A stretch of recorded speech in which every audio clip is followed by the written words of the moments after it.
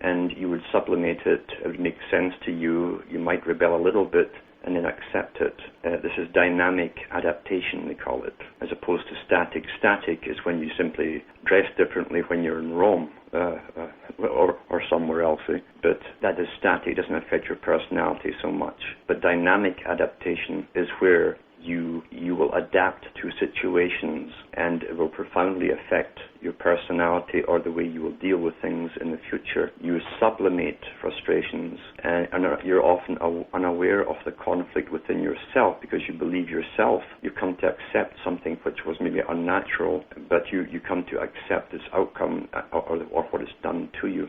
Very similar to teachers in the old school in Europe who would scream and yell and shout at the students like a sergeant major because that teacher himself or herself was brought up the same way. They don't see themselves from the outside. They can't analyze themselves.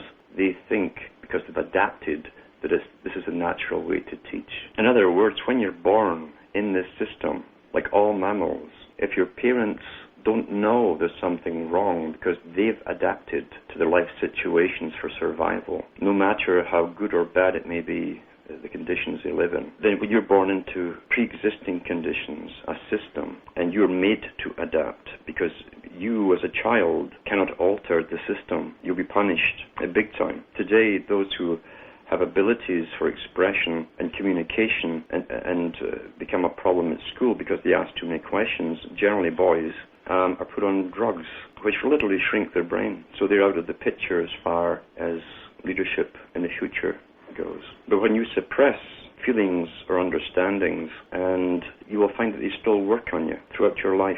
The suppression itself will show itself in other forms. Your mode of life is determined by the particular peculiarity of the economic system you're born into. People may, as they get older, join groups because they know there's power in groups for change, whereas as an individual, you cannot do it.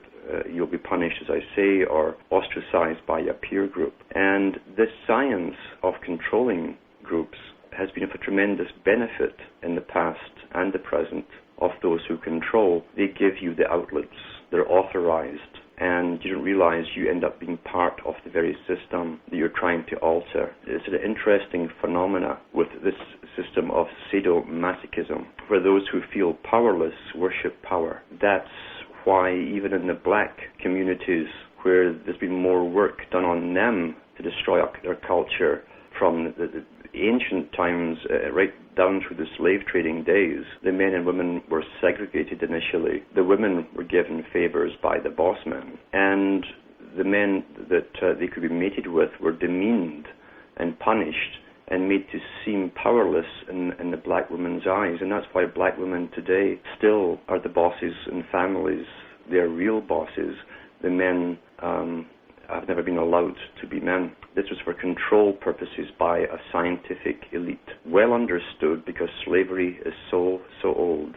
This technique of manipulating the male through the female by his needs, the sexual drive, companionship, the procreative imperative, as they say, of survival and survival of your own species, was understood thousands of years ago up to the present time. And Adolf Hitler, understood this, and he used parts of his speeches from ancient tyrants in Rome, because when he quoted about the propaganda that the Nazi Party must use in a time of uncertainty, which it really was a time of uncertainty. It was black and white. It was communist or Nazism. Those were the choices, again, the dialectic at work that the public were given. Both sides were funded and no doubt controlled by the same group. The followers never figure out that those they oppose are being run by the same capstone.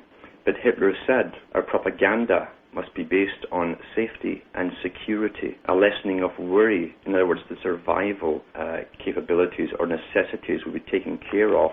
This was preached, he said, it must be preached to the female because she will come to us. Women worship power in a man. That's why they can't stay with the men today. But in their heart of hearts, they long for someone with power. That's why In all the movies and dramas you see, the heroes are so completely unnatural. They're not bossed around. The men know what they want. They're commanding. They're intelligent. They're not stuck on sports and have square eyes watching TV. They don't have pot bellies. It's the joke version that you see in the comedies that men are taught really to emulate, and that's how women see them. So the women would come first to the one with power, the one who promised security and a plan, an agenda, whereas her own helpless little husband didn't have any at all. So she would come to the Nazis giving allegiance. And Hitler said, the children must follow her, and then must follow the man. He has no option. And he was quoting Nero, because these sciences have always been understood by those who were coached for leadership positions by the hidden priesthoods. The technique of control over vast populations has always been that of divide and conquer. We see it in the class structure, which was deliberately created and used to put everyone into a group. You were born into it, and you adopt the cultural values of that class. It gave you a sense of belonging, a tribal need, you see, which is now used against the people. The communist that really was working for the New World Order, as both sides always are, and you have to have two sides to guide the herd into the compromise, which is the solution in itself. The communists knew they'd have to separate the children from the parents, at least mentally. And it's interesting that most of the studying on this very problem was done by aristocracy in England. That should be a clue to who ran communism. They also had to separate, apart from the generations, that way there's less communication. History is not passed on. They also had to separate the genders. And George Orwell put this very well in 1984, the book, and the movie version done in England in 1984 to commemorate the book with Richard Burton and John Hurt. That's a good movie to get a hold of. There's so much crammed in there. And people who are born into this system and who have been forced to adapt, dynamic adaptation, will look for the powerful, and in the system which encourages power, personal, social climbing, which we call success, you'll find that this is also used amongst the genders. An ancient technique, once again. The same are the descendants of those who gave us marriage and marriage for life to work for as we built up their economic system for them. The same people, the ancestors, are now dissolving marriage. That's why it doesn't work for most people anymore. It served its purpose, and now everyone must be put into their subdivision, their substrata of class and gender and so on. So now you have many categories, a pigeonhole for every type, you see. Totally divided, totally conquered. And yet human nature itself, even when the people who are taught the slogans and brainwashed with the slogans of political correctness, which is also how you respond to things, more in the manner of a conditioned reflex. And that's what a slogan really is.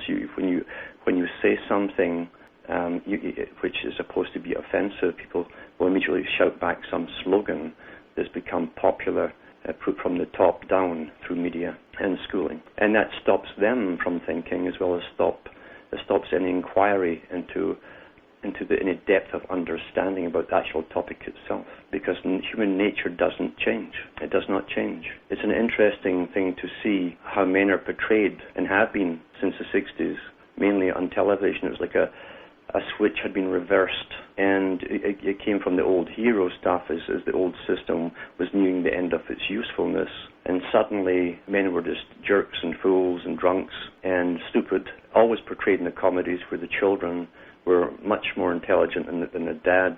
The wife made all the decisions. She treated the dad like another one of the children, and that's to be the role model for the male. It's also symptomatic of the fact that the power, and it's all to do with power in all levels, and power can be married to respect, but it's all to do with the power structure being shifted to the female, not for the female's use.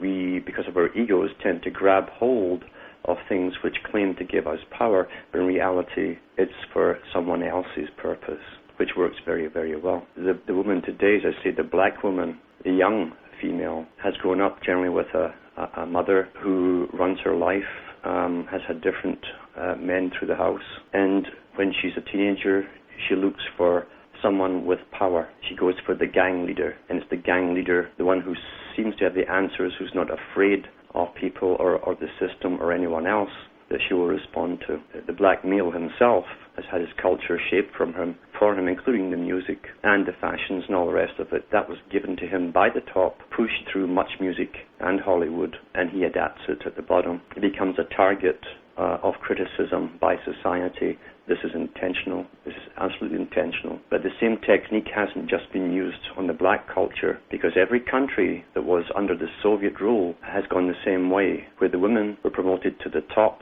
divide and conquer. Pretty well the whole country, the Soviet system, was run by authorized NGOs. The leaders were generally always women, and the men had the lower jobs. And now that the Soviets have pulled out, you have men who have no confidence whatsoever. Millions of them drink themselves into the grave. The women are all leaving those countries. They're trained, they're educated, and they're looking for work elsewhere or marriage to men in other countries.